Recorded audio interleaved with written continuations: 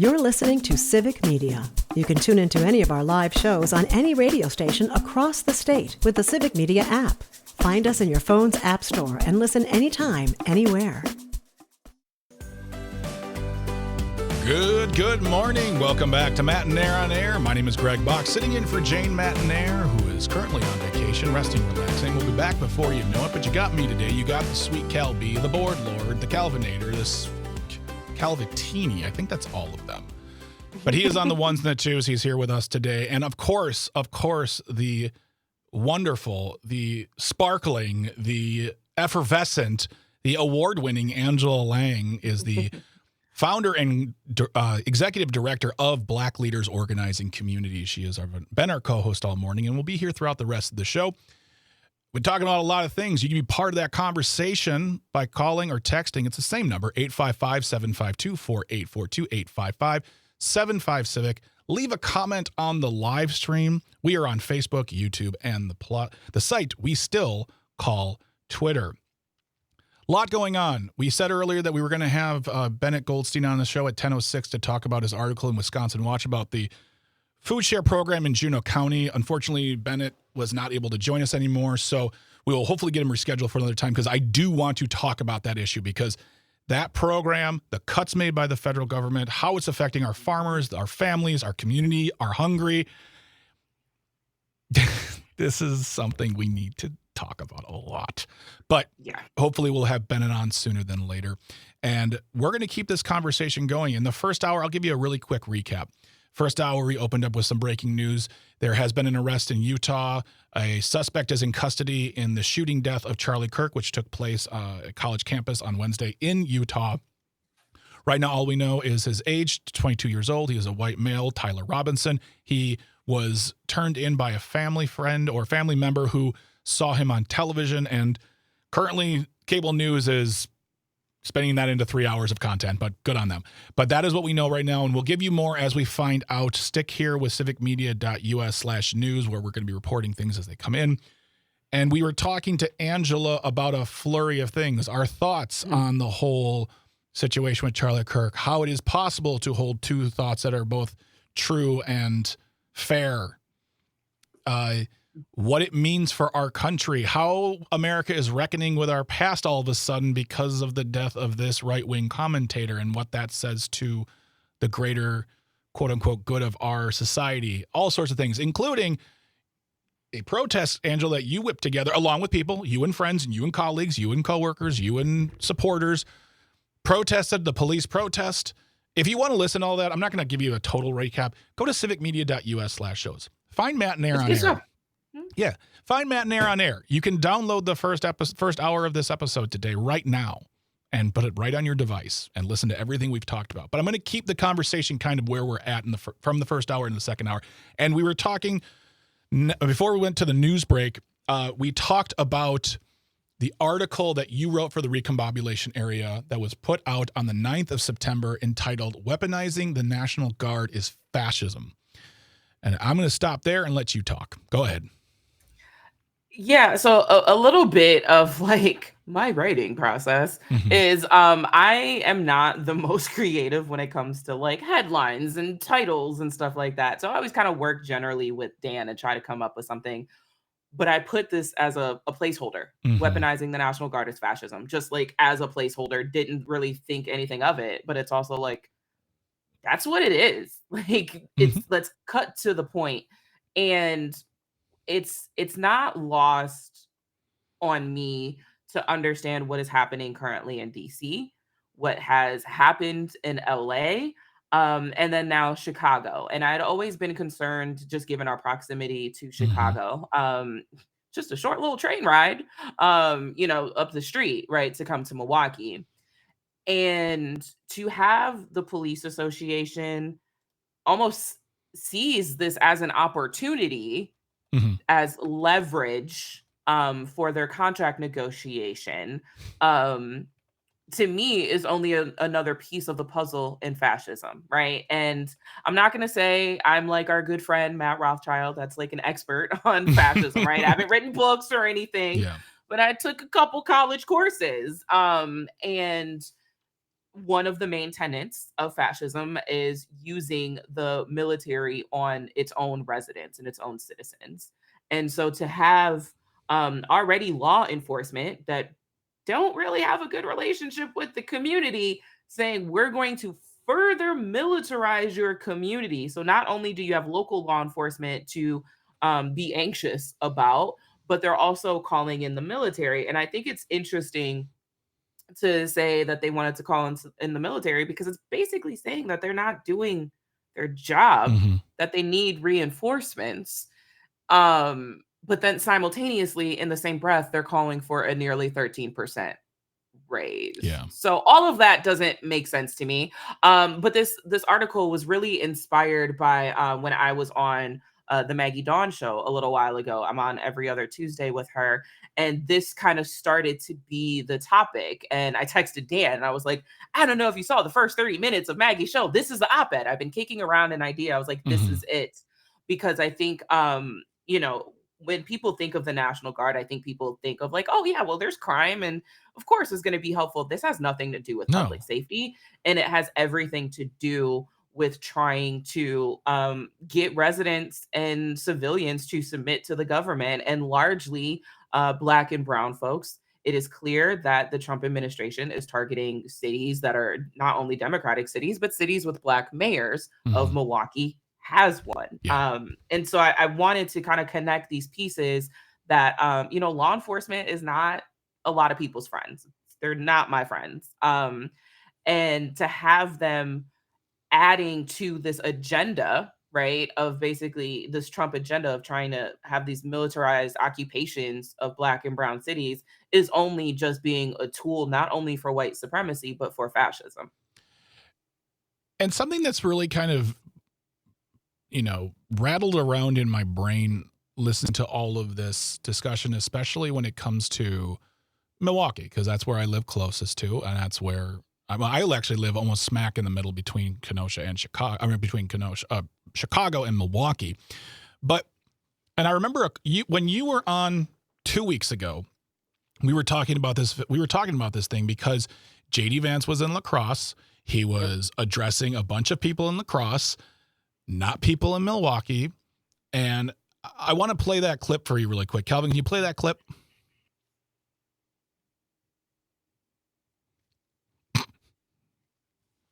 Mm.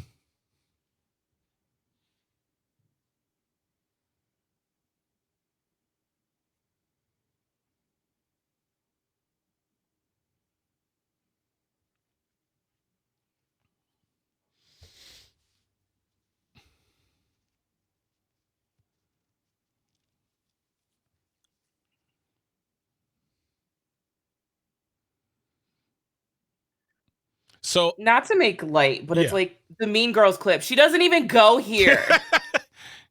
trying Sorry. to stop trying to make Milwaukee a thing.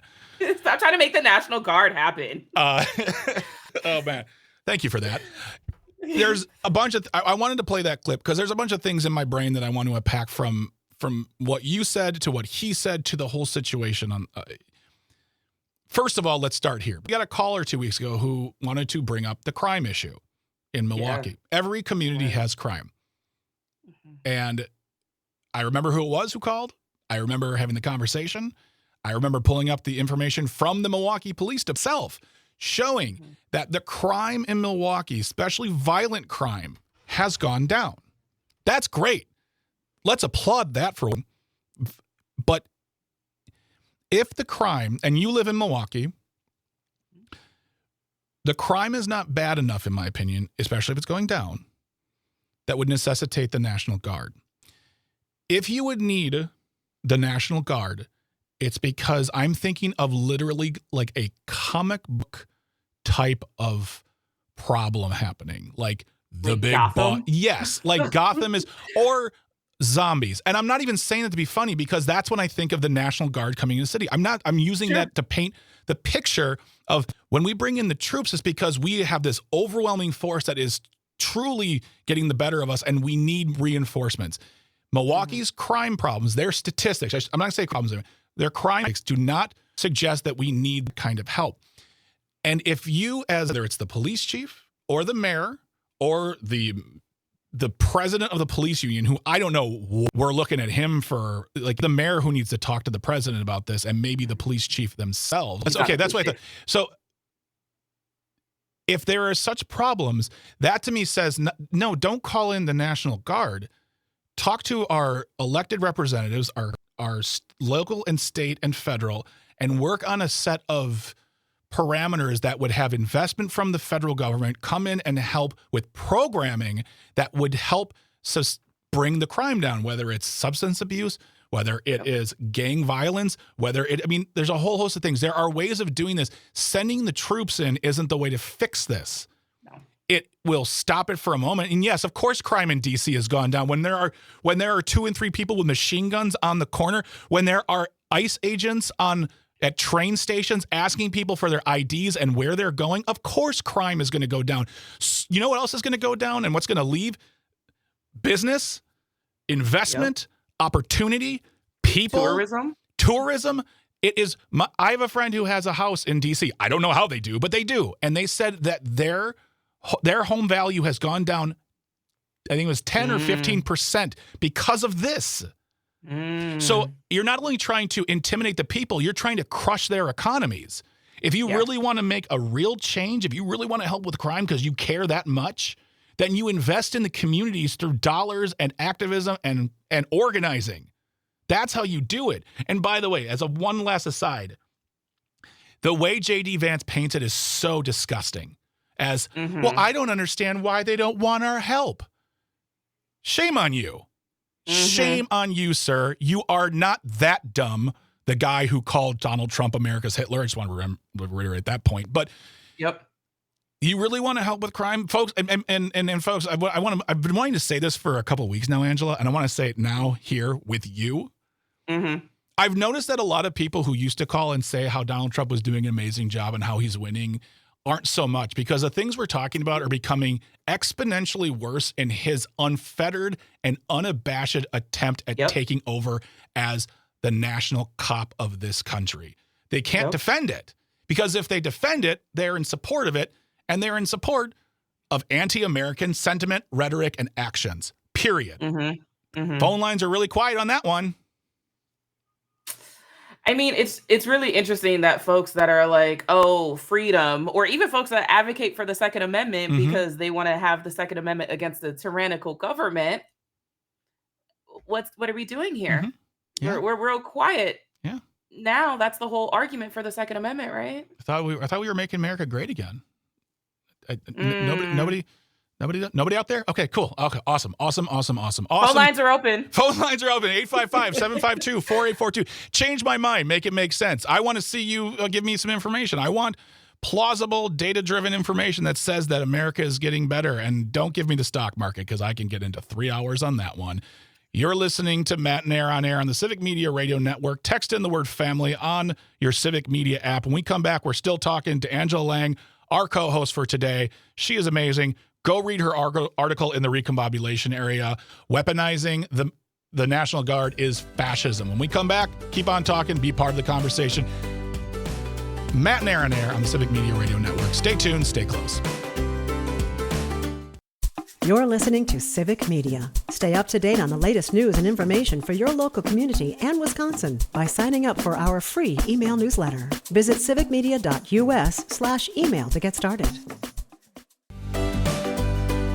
Good morning. Welcome back to Matt and Air on Air. My name is Greg Box, sitting in for Jane Mattinair, who is currently on vacation, resting, relaxing, but don't worry, she'll be back before you know it.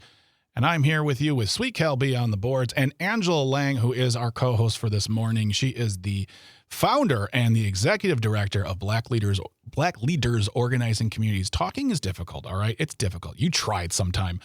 She's here talking with us today about all the news going down, including the breaking news out of Utah and regarding the shooting death of Charlie Kirk. The suspected gunman is in custody right now. 22-year-old Tyler Robinson from Utah is being questioned by the police right now. We're learning more as we go along, but as far as we know, we know his name, his age, as well as the fact that he was turned in by a family member when they saw him on television. But stick close to us. We'll have more information because we have a lot more programming coming through as well after us, after Matt and Air on Air. It's time for the Tom Hartman Show from 11 to 2, where you will have a chance to enter to win some Brewers tickets again. And then after that, it's going to be Todd Alba from 2 to 4. More ticket availability. Same with Maggie Dawn from 4 to 6. Same with Pete Schwab and Nightlife. You've got so many chances to win. All you do is take out your Civic Media app, and every time you hear a new keyword, you text it in correctly, and then you're entered in to win. Today, this show, until the end of this hour, your word is family. Family. I had to think about that, Angela. I am terrible. I saw the I saw the look on your face. Well, good thing it's radio, but unless you're on the Civic Media app, unless you watch on the live stream, which we're on Facebook, and YouTube, and the site we still call Twitter. Yeah, I had to look a moment where when a computer reboots for a second, you're like, yeah, there we are. Yeah, yep. We're talking about everything going down, including also protests that Block put together to protest the police in Milwaukee. An article that Angela wrote for the Recombobulation area entitled Weaponizing the National Guard as Fascism. And, again, when you're on the show, I wish we had 7 hours because I feel like we could fill every minute and still need more. Sure can. Because, this is something, and I want to go back really quick to something and I know I came off snarky. I get it. But we're not getting a lot of people calling to defend him anymore. Yeah. I'm not saying they've changed their mind. I'm just saying they can't outwardly defend him because it's difficult, because the moment you defend it, you have to personally reckon with the idea that you are saying that the man who's standing in that office saying vile, hateful, terrible things about various people, groups, cities, organizations, you name it, anyone who wrongs him is against democracy, against America, the enemy, essentially. You're all the enemy, whether it's the media, whether it's nonprofits, whether it's, city mayors, cities on the whole, they're all the enemy. And at what point do you become the enemy? Because you won't be good enough one day that your devotion will not, because at the end, because no matter who calls in to defend it in the past, I'm going to bet top dollar they're not billionaires. Because those are the people who will be left, the people who can give.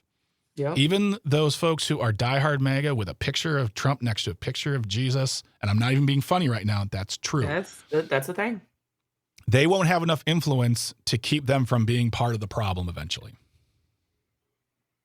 Like, do you think he cares about you? No. God. I don't. And no. We had a gentleman on named Will Westmoreland. He's a farmer from Missouri. And his thought was, you don't have to tell me that you were wrong. Just tell me that you were lied to. And once you realize that, let's do this. Let's work together. I honestly, yeah. I'm not here to or say I told you so. I don't like that. It doesn't do us any good. The moment you come to the realization that maybe this isn't the mode or version of America you want, that's when we come together and we start working, because right now we're slowly having our options being robbed from us. It's interesting that they're supposed to be the party of freedom and liberty and and when those freedoms are taken away, you're cheering it on. Yeah. Do you not see how those two things are in conflict? You can't be the patriots, I want to have this country, and then be silent when all of your rights are being taken away as a citizen. Yeah. And when how is that freedom? And when you hear people online who happily go, well, maybe we need some maybe we need some authoritarianism or some fascism or a dictator. Maybe we need that. Those people are grifters. Those are the people who want to be called out online so they can say they've lost their job, they can set up a GoFundMe and make their rent for the next 10 years. Don't listen to those people. They're not right. If you truly believe in your country and you truly believe in the motto of what we do here, freedom, liberty, justice for all, which is another conversation because terms and conditions apply. But if the same viewpoint you have towards freedom was the same, say 25, 30 years ago, you got to get on board with the fact that this isn't looking right to you. You got to finally admit it. You don't tell me you're wrong. Tell me you were lied to. Yeah. And that's the thing is there was a whole document Project 2025. Yes. And people didn't believe it. And we try to warn people, and they're like, that's so ridiculous. That Mm-hmm. can't happen. That's not constitutional. That wasn't the point. Yeah. The Constitution clearly doesn't matter to these folks. And we try to warn them. And I've said this before, is that people were willing to be played than listen to Black and brown folks, specifically Black women, when we try to warn them. And now look at where we are. Yep. We are currently in the FO portion of the story, I feel like. Yep. So, yeah, we're going to keep the conversation going throughout the day with all of our friends about these topics as we are pro-democracy. We're here for the discussion, but we're going to turn the discussion to sports with Paul Noonan. There's a left turn right there. Sports with our sports guru, Paul Noonan. He is a writer for the Acme Packing Company, talking all things Packers, Brewers, and other sports that may be happening. I have no idea, but stay here, stay close. You're listening to Matt and Air on Air on the Civic Media Radio Network. Good morning. Welcome back to Matt and Air on Air. My name is Greg Bach, sitting in for Jane Matt and Air, who is currently vacating, relaxing, and resting, and will be back before you know it. Word is she might be coming back on Monday. Oh, we have to stick around and find out. But you got me for the rest of the hour, along with Sweet Cal B on the boards, my co-host for today. Our co-host, not mine, our co-host, the community. She belongs to all of us. She belongs to no one. She's her own woman. That's Angela Lang. She is the founder and executive director of Black Leaders Organizing Communities, also a contributor to the Recombobulation Area, for which she has won awards. So she is here all morning with us. And it is Friday, but that's okay. He couldn't come on. Well, he wasn't on Thursday. We had some things going on. We have him here today. It's our sports guru, sports writer from the Acme Packing Company, Mr. Paul Noonan. How are you doing this morning, my friend? I mean, I'm doing great. It's probably good this is on Friday because we got an extra Packer game in, and it was a 2-0 in 4 or 5 days. Yep, 2-0 in 4 or 5 days, and again, two of the best teams in football from last season. Yeah, things change a lot from year to year. We'll see how. I think the Lions have to be on fraud watch a little bit, but it's also possible the Packers are just a buzzsaw because they haven't just won these last two games. They have absolutely destroyed both teams. Their defense, in particular, has been just an absolute buzzsaw. The Micah Parsons edition, I don't think could be understated in its importance. They really just needed a pass rush to kickstart everybody else. After him, everybody's fast. This is one of the fastest teams in football. Edgerrin Cooper and Quay Walker are like the fastest linebackers in football. Evan Williams in the safety area is one of the fastest safeties in football. Gary and Lucas Van Ness are two of the most athletic other edge rushers besides Parsons. And once he's pressuring quarterbacks, there's no place to throw. The coverage has been sticky. The Packers have been an offensive-based team for as long as I've been alive. They've had a smattering of good defenses here and there. This may end up being the best defense they've had since like the Lombardi era. They look that good this early. Okay, so I'm going to ask a question, and I don't mean to throw spill tea. No, it's not. I don't know. I'm not a youth. I don't know how the kids talk. I don't know I don't want to directly contradict you though, Paul. But in the Acme Packing Company, according to your colleague Justice Mosqueda, said Packers beat Commanders 27-18 in what should have been a blowout. Now, it looked like a comfortable victory when I was catching up. I'm like, all right, they're winning. Great. But apparently, So Justice is right about that. But that is not because of the defense did anything wrong. Okay. Just the 18 points, the Commanders scored a late touchdown. Deebo Samuel got one where the Packers were just trying to run clock. That's not the thing. They left points on the field. Poor Matthew Golden, the Packers rookie wide receiver who looks very, very good but hasn't had production to match yet. He had 2 targets in this game. Both of them were overthrows by Jordan Love. Both of them would have been touchdowns. One was underthrown when he was wide open in the middle of the end zone and should have been an easy touchdown. And one would have been like a 97-yard touchdown that he overthrew by like an inch and a half. Those plays should have worked, frankly. They resulted in, I think, a turnover on downs for the first one. And then there was also just a random holding in the NFL is a call that I feel like officials sometimes make just to keep things interesting because there's holding on every play. And so you can always call it. Yeah. And so they do. On the Packers' third drive, I believe it was, after they had already scored twice, there was a holding penalty that just wasn't. It was one of the rare plays when there was not an actual holding penalty that occurred, and it just doomed the drive. It moved them from 2nd and 2 to 2nd and 12, and That drive likely would have resulted in points too. They left points on the field. I mean, one of the scariest things about this Packer team is that's 2 games in a row where I think they've left a couple touchdowns on the field just by little tiny issues, little overthrows, little things they did wrong. They can get better. They have dominated these games while not being perfect. If they put a perfect game together, like it's going to be like a 40-point blowout. And I think that's really what Justice meant here. What I think is I understand. I just wanted to start a little tiff because I'm a sassy boy. I feel like that can be equated to like, well, how long would basketball games be if they called everyone for traveling? Yeah, because sometimes I'm like, wow, you're not even trying to bounce the ball right now. You're just walking up to the hoop and just being like, nah, I get this because I'm me. There you go. I mean, it's fine to be confident right now. I think, this victory last night, the victory on Sunday, both described as comfortable, good wins, and moving forward. Is there anything that they need to be on the lookout for besides, like, of course, potential injury and injuries that, they really need to keep an eye on moving forward? They don't take their eye off of it so they don't lose sight of what's going on. So the main thing the Packers have going against them, and the entire NFC North does, they have one of the hardest schedules in football. They don't have a ton of easy games. One of their easier games is their next one against Cleveland. But even Cleveland is pretty good, except for their quarterback play. Cleveland famously employs like 5 quarterbacks right now. They drafted Dylan Gabriel and Shadur Sanders in the draft and still have Joe Flacco, and they traded Kenny Pickett. And they lost in week 1 because of that. But the Packers also did suffer one pretty major injury. Jaden Reed did break his collarbone in this game on a very, very good effort to catch a ball. Did a nice job. He's supposed to be out about 6 to 8 weeks. It's a blow for sure. Like, Jaden Reed is an important part of the offense. It is also a part of the offense where they are particularly deep. For all of Jaden Reed's gifts and contributions to the offense, he's limited to play. He's a small guy. He's limited to playing just in the slot, which is the area next to the line of scrimmage. It's where little shifty guys play, and it's where Matthew Golden will almost certainly just step right into that role. I'm not saying he's as good as Jaden Reed. He's a rookie. You never know. But he's as good a backup as you could possibly have to step in there. Their outside receivers are still going to be Dontavian Wicks and Romeo Doubs, who are both off to good starts as well.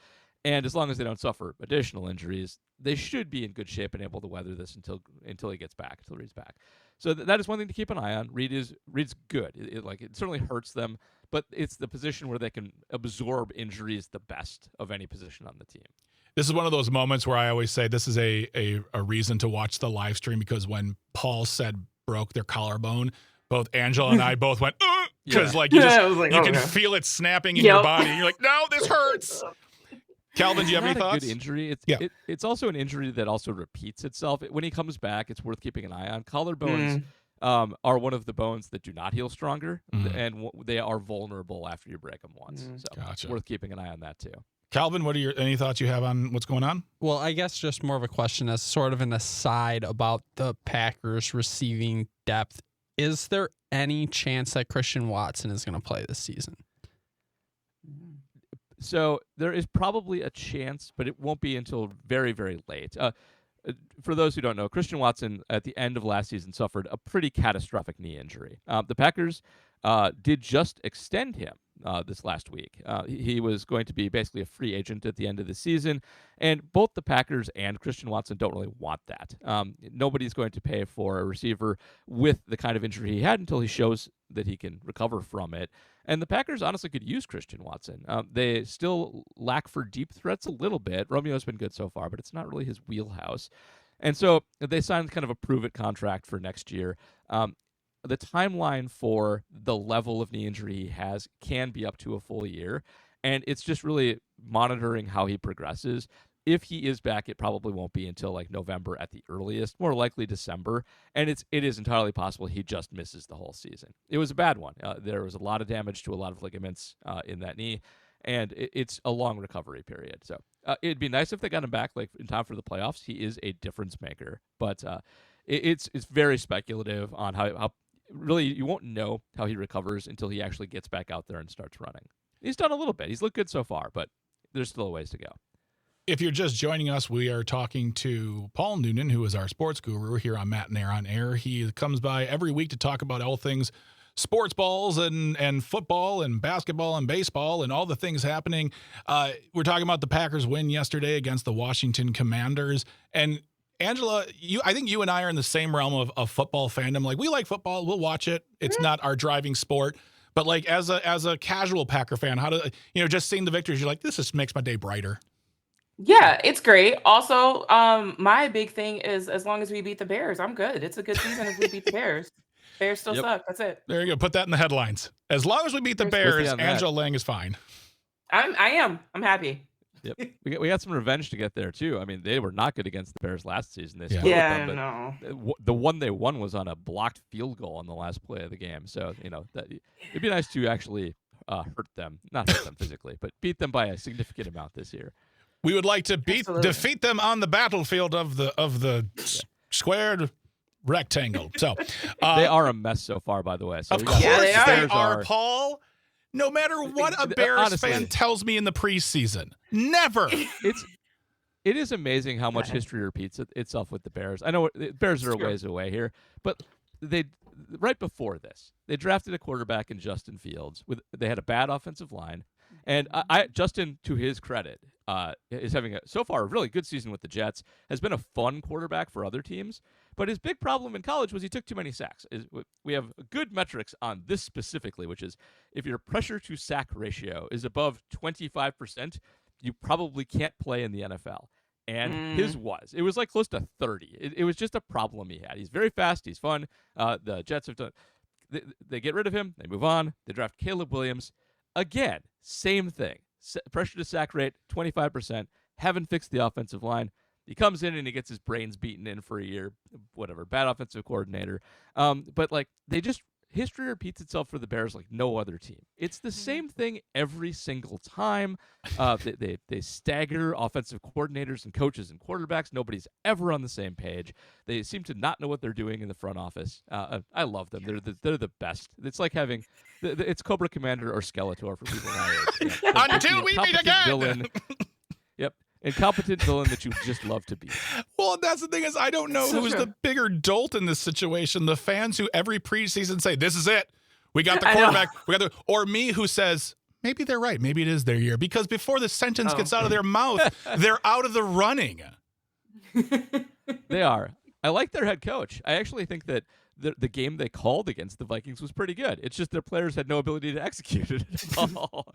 That's kind of part of never change Bears. Part of it. We love you, Bears. Apparently, you're moving out of the city, so we'll have more about that information too. I guess I know there's been a plan to put them at the old Arlington horse racing track. I don't know if that's going to be the specific spot, but they're going to move them away out of Soldier Field, next to the most unparkable venue in America.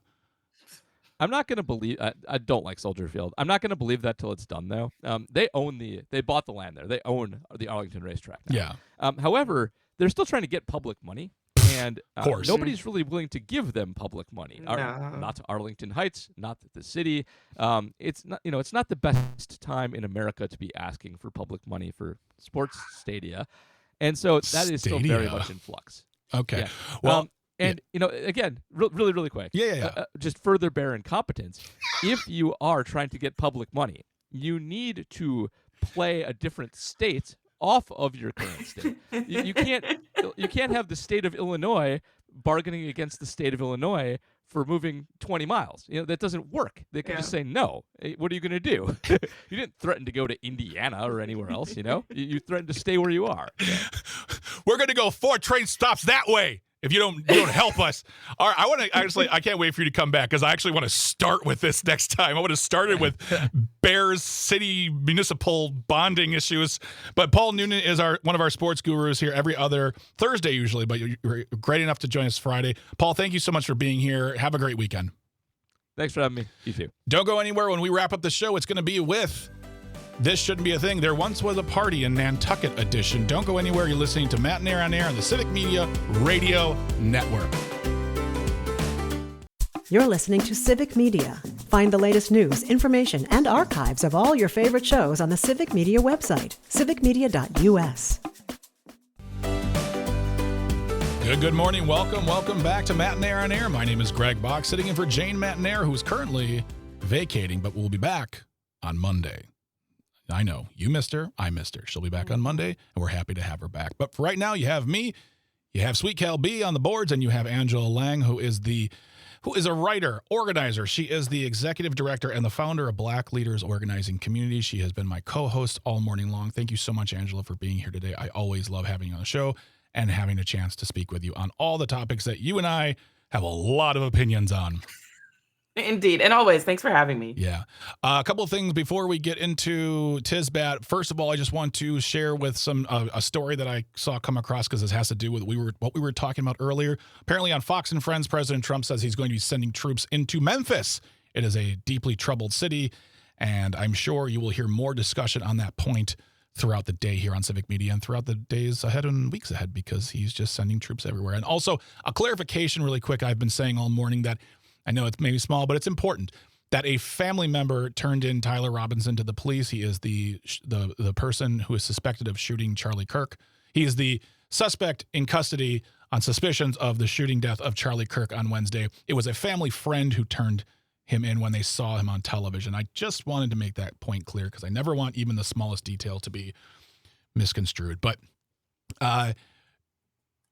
we want you to keep it locked in here all day long. We want you to keep on listening because we're going to be talking about all these issues, and it's important conversations. We got great programming coming through. We got Tom Hartman from 11 to 2, Todd Alba from 2 to 4, Maggie Dawn from 4 to 6, Pete Schwaba with Nightlight from 6 to 8, and all those shows you're going to have a chance to enter into the Civic Media Free Ticket Friday.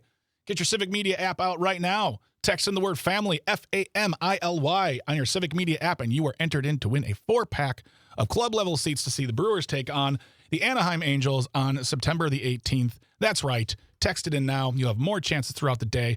Good luck. Godspeed. Take pictures. Send them to us on the Civic Media app. Boom. Branding. Calvin, it is 10:55. Again, I talk too much, and I apologize. It is time for... This Shouldn't Be a Thing.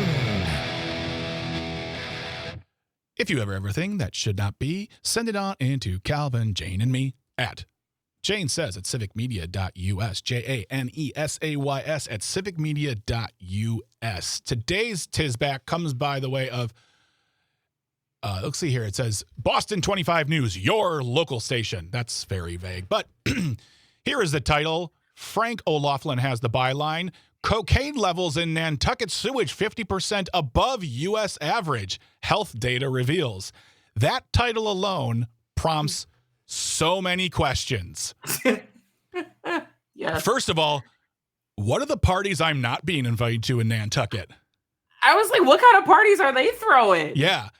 Data from a wastewater surveillance initiative that tracks the presence of high-risk substances in Nantucket sewage revealed cocaine levels that, at times, have checked in at 50% higher than the national average. Second question, we have a national average of cocaine in our water? Okay, my question is, I didn't know we test wastewater for drugs. Like, that was news to me when I was reading that. I'm like, how would they know? Oh, we test for that. So that was the more you know. We test water. I got my uncle at Thanksgiving telling me how fluoride's the problem. We've got Coke in our water. Apparently way more in Nantucket. And there's an average, and Nantucket is 50% above that average. I mean, let's face it, Angela, we've all been there. You're sitting at a party. Nantucket's not a nice view of the water. You're just kicking up. You're like, hey, you guys want to talk about politics? Or no, you want to do some booger sugar? And the answer, my friends, is always no. Correct. Just say no. Very, very important. But say no. Yeah. Like, I understand people do things recreationally, not my jam, but fine. That's not recreational if it's like 50% above the national average. No, like, that's water not a here and there thing. That water can be arrested for intent to sell. I mean, my goodness, that's absolutely criminal water. But send the troops into the water. That water is moving weight. like kind of. We'll definitely keep our nose to the grindstone on this story with any updates. Calvin? One thing I found interesting about the article is while cocaine was 50% above the national average. Yeah. Methamphetamine and fentanyl levels were below the average. So I saw that. they're partying. They're just apparently not relaxing much. I don't know. No, they need to paint a deck or write a screenplay or something, because they're Motley Crue partying up in Nantucket. That's what they're doing, let me tell you. So, but we'll keep our eyes on this story as it develops, because you never know. It's important to keep your eye on the news. Thank you, Boston, for that local news update. That is another edition of This Shouldn't Be a Thing. As I said before, Jane will be back on Monday. I'm going to take a moment here to say thank you to everyone. Thank you to Calvin. Thank you to Traffic. Thank you to Engineering. Without you, this show doesn't happen, doesn't get out on the airwaves. So thank you so much for your help. I want to thank the listeners, the viewers, texters, callers, commentators, whether we agree or disagree. Without you, there's no us. And I appreciate you. I want to thank Angela Lang for being my co-host twice during my time here hosting. I want to thank Dan Schaefer. I want to thank Jim Santel. I want to thank Luke Mathers. I want to thank Dr. Kristen Lyerly. There's a whole host of people, but I want to thank everyone who helped make this possible while I was at the helm, because without you also, I can't do this. And I appreciate everything you bring to the table. Your opinions, your beauty, your light, your smarts, your funnies, and I can't say thank you enough. But we're going to take ourselves a small moment to grab some water. When we come back, it'll be news, and it'll be Tom Hartman. He's taking over from 11 to 2, and there'll be another chance to win some tickets to see the Brewers. Text in the word family on the Civic Media app. You got about 45 seconds left. Until then, I want to say, take care. You are absolutely awesome. Let no one tell you differently. Have a fantastic weekend. Stay safe. Stay amazing. You're listening to Matt and Air on the Civic Media, Matt and Air on Air on the Civic Media Radio Network. Bye-bye. The national news cycle never stops, but it can be hard to find news about your local community. Civic Media is dedicated to providing quality local and state news coverage across Wisconsin. With the Civic Media app, you can get notifications about local stories that matter to you and your community. Find the free Civic Media app in your phone's app store and choose notifications from the menu to tell us what kind of news you want to hear about.